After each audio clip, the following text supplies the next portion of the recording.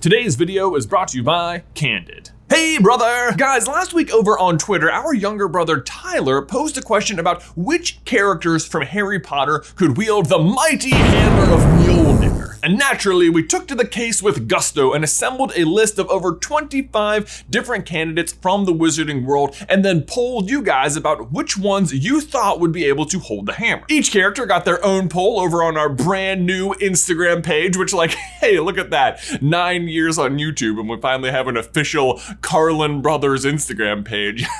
We know what we're doing, but seriously, if you want to go give it a follow, that would be awesome. It's just at Carlin Brothers over on Instagram. It's a great way to, keep up to date with everything that's happening, behind the scenes photos and stuff like that. Like, look, here's me and Ben as kids. But anyway, today we find out which wizards are truly worthy to wield Mjolnir.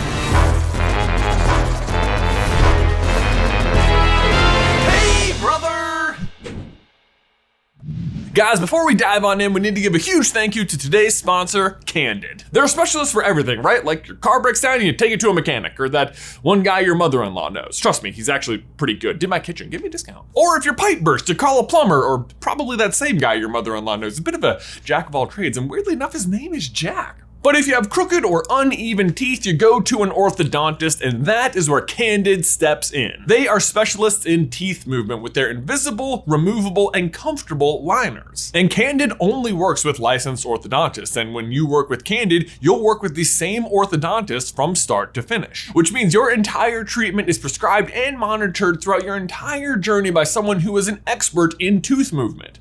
Teeth movement? You know what I mean. The average Candid treatment lasts just 6 months, but of course you'll start seeing results way before that, and it costs thousands less than traditional braces. Cannot tell you how much you don't miss braces. I mean, goodness, that was a long 5 years. Candid can help you get the straighter, brighter smile you've always wanted, and right now you can get $75 off your Candid starter kit when you get started from home. Or you can book an appointment at a Candid studio near you. Head to candidco.com/SCB and use promo code SCB. Again, that is candidco.com/SCB with promo code SCB. Take advantage of this limited time offer to save $75 off of your Candid starter kit. candidco.com/SCB. Promo code SCB, link is in the description down below. All right, now what I found super fascinating about the results of the polls was just how very different the results were from Ben and I's initial sorting. I mean, like, look at this. Are you kidding? You know how the hammer works, right? It's about worthiness and purity of heart. Dobby? Dobby is happy to be with his friend. Actually, how the hammer works is probably a good place to start. Like, what are we even talking about? What does it mean to be worthy enough to wield Mjolnir? Well, first of all, let me just say that there is no definite answer to this question, which is what makes it so much fun to argue about. But in case you are unaware, Mjolnir is the weapon of Thor in the MCU. Well, even outside the MCU, this is always his hammer, but that's the version we're talking about. And it's a big deal because it is a tremendously powerful hammer. It allows him to fly, he can throw it and make it come back, it enhances his lightning powers, but it also has one major unique aspect of it, and that is that only those who are considered worthy are able to lift it at all. And again, worthiness is naturally pretty vague and very open to interpretation, and yet very few MCU characters have been able to lift the hammer so far. You might think that all of the Avengers, being, the good guys and the heroes of all of the stories, would have no problem lifting it, but that's not true. So far, only Thor, Steve Rogers, and Vision have been able to lift the hammer. They are the only ones who apparently have the perfect blend of power and purity of heart and good intentions to be worthy to lift Mjolnir. So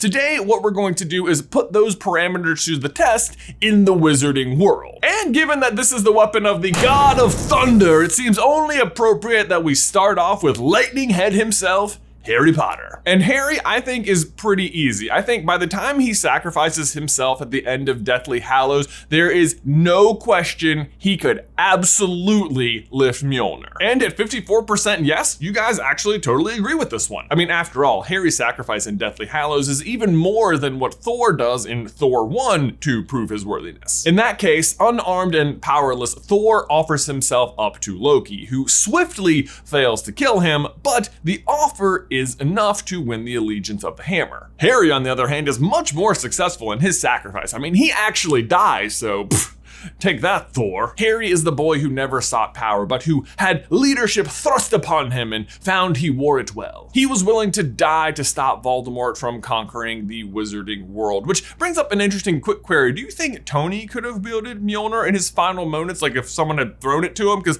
I think he could have, but no one did, so we'll never know. The bigger question about Harry, though, is how early in his wizarding career would he have been worthy? And I am here to argue year one. I mean, goodness me, Harry is 11, sneaking out in the middle of the night to take on the most powerful dark wizard of all time, armed with only Alohomora and Wingardium Leviosa, neither of which we've ever seen him successfully do on screen. But the real proof is that Harry beats the Mirror of Erised, which Dumbledore enchanted to only give the stone to someone who wanted to find it. Not use it, but find it. I mean, from the word go, Harry is just operating with true pureness of heart. Plus, the very next year, he pulls the Wizarding World's own weapon of worthiness out of a hat, but more on the sword in a minute. Next up is Ron, who you guys voted a very solid no for at 78% no, at least at the time of this recording. And I have to say, I agree. I mean, Ron is the eternal best friend, but he is also subject to bouts of extreme jealousy throughout the series and abandons Harry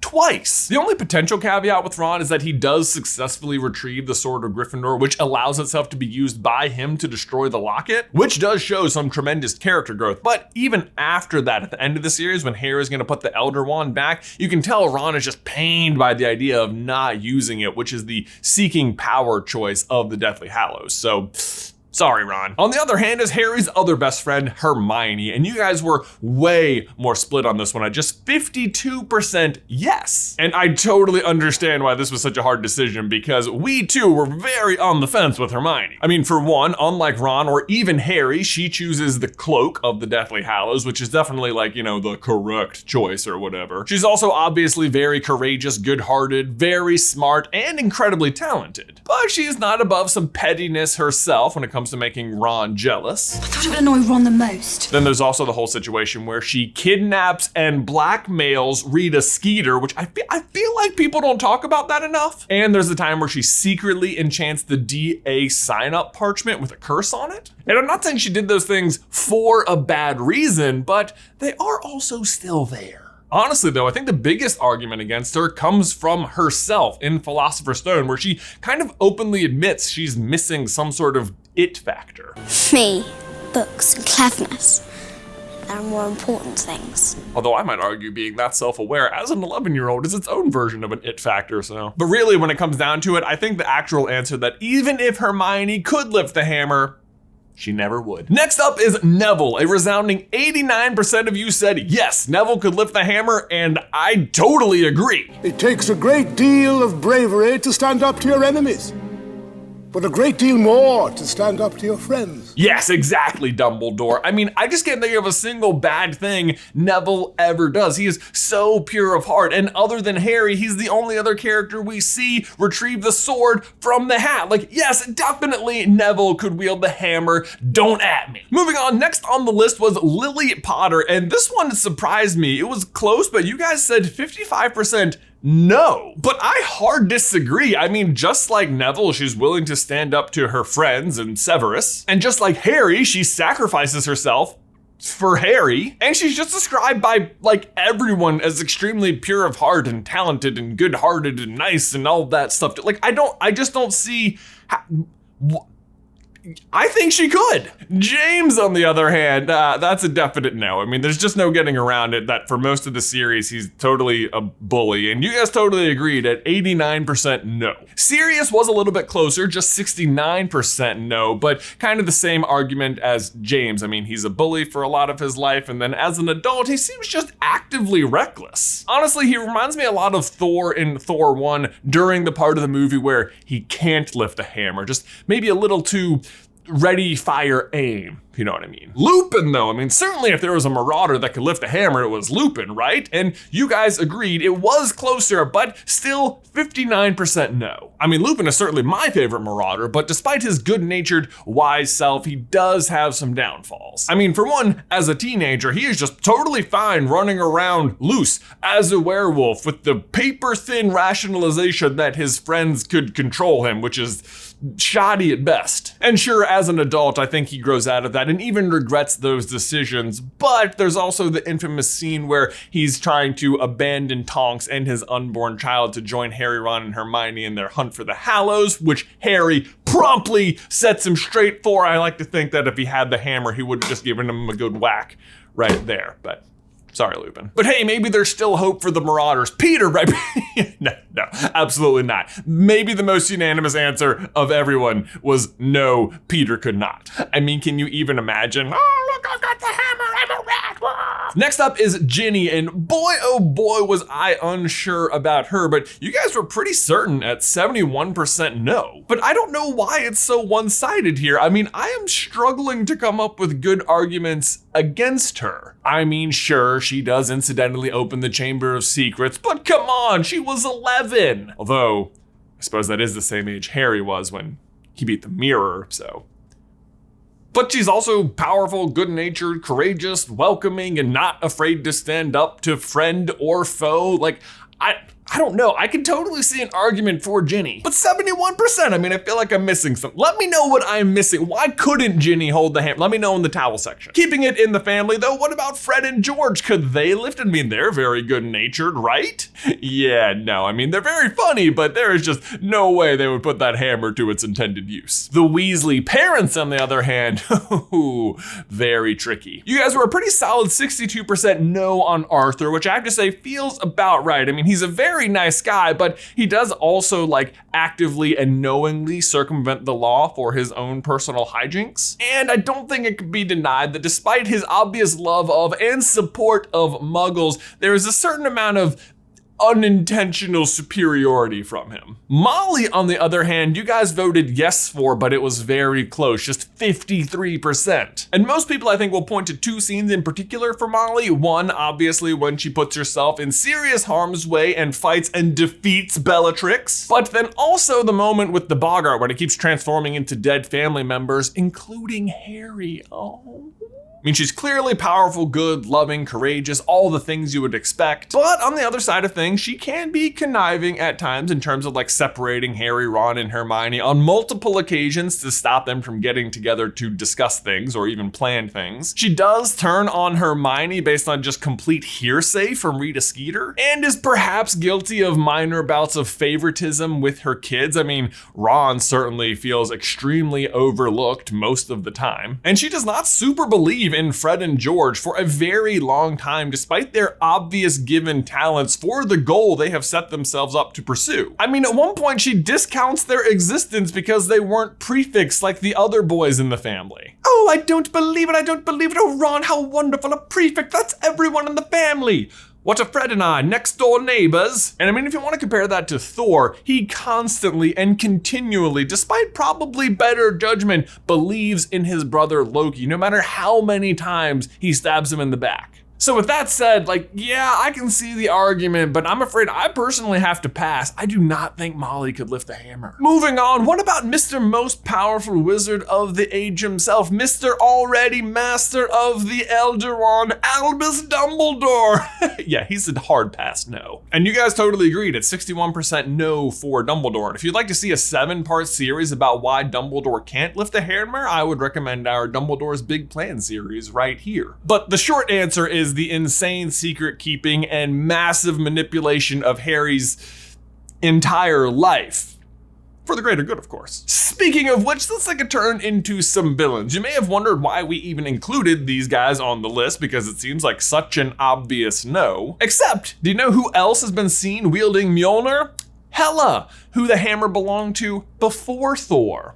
And that rhymed. Look, here she is, wielding it in the murals when her and Odin are conquering the 9 realms. And look here again, she's stopping it from moving when Thor throws it at her. And I mean, if Hela could hold it, like, Bellatrix is definitely her Wizarding World counterpart, right? And Umbridge, despite her obvious evilness, can still cast a Patronus. Could it be that perhaps the hammer recognizes just the purity of one's actions, even if those actions are pure in the wrong direction? Yeah, no. For one, when Hela was wielding the hammer to conquer the 9 realms, the enchantment that only allows people who are worthy to lift it had not been put on it by Odin yet, so she didn't have to overcome that. And 2, she's only stopping the hammer here, not really holding it. It's more a matter of something really powerful being in the hammer's way. And you can tell how powerful she is because she quickly and subsequently destroys the hammer, because she's so powerful. So yeah, no, Bellatrix or Umbridge or Voldemort, despite their high-powered, pure evil intentions,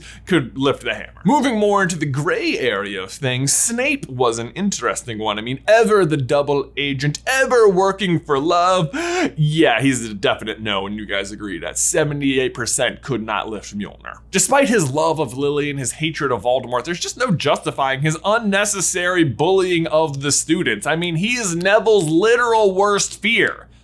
What kind of teacher is that? Still in that gray area was Draco, but you guys also agreed with us at 88% no, Draco could not lift the hammer. I mean, he has a little minor redemption arc at the end, and that's nice, but I still don't trust this guy with a hammer. Next up, we have McGonagall, and this was another rare yes from the polls, and a pretty strong one too, at 66% yes. And I have to say, I can see it. I mean, you could say she's like strict past the point of reason for a lot of part of the series, except of course when it's in her favor not to be so strict, like when she totally fudges things so that Harry can get a broomstick so Gryffindor can win at Quidditch. But personally, I think that's much more about encouraging and supporting and nurturing a young person's obvious natural talent. But in the end, she knows what's right, she is quick to act and always acts in the best interest of the students, and when push comes to shove, is willing to break a few rules if it's the right thing to do. Plus, you know she would totally pick it up and then say, I've always wanted to use this hammer. On the other hand, another yes you guys voted for, but which I have to disagree with, is Luna, who you guys said yes at 55%. And look, I'm not saying Luna's heart isn't in the right place. It always is, but Luna at times is almost actively ignorant. Experts. Your head's full of them. Again, I don't think she has a bad bone in her, but her level of practiced ignorance about certain things that like do or don't exist is just irresponsible enough for me to not give Luna the hammer. And finally, that leaves us with Newt Scamander, who I agree with you guys could lift the hammer. Although I have to say, I'm surprised how close it was, like just 53%. Like, why isn't this a 100? Like, Newt is possibly the most pure character in all of Harry Potter. And I mean, I think Dumbledore says it best. You do not seek power. You simply ask, is a thing right? No doubt Newt can lift the hammer. But there you go, guys. That is our entire list for characters in Harry Potter who could or couldn't lift the hammer. But as I said, worthiness is a very vague concept. So please let me know in the towel section down below how very wrong I was about so many things, because again, this is just such a fun thing to argue about. But be nice. But guys, thanks so much for watching today's video. Don't forget to leave a like on it if you haven't already, and subscribe so you don't miss any future Harry Potter or Marvel action from us. If you'd like to see us sort Marvel characters into Hogwarts houses, you can check out this video right here. But Ben, until next time, I will see you in another life, brother.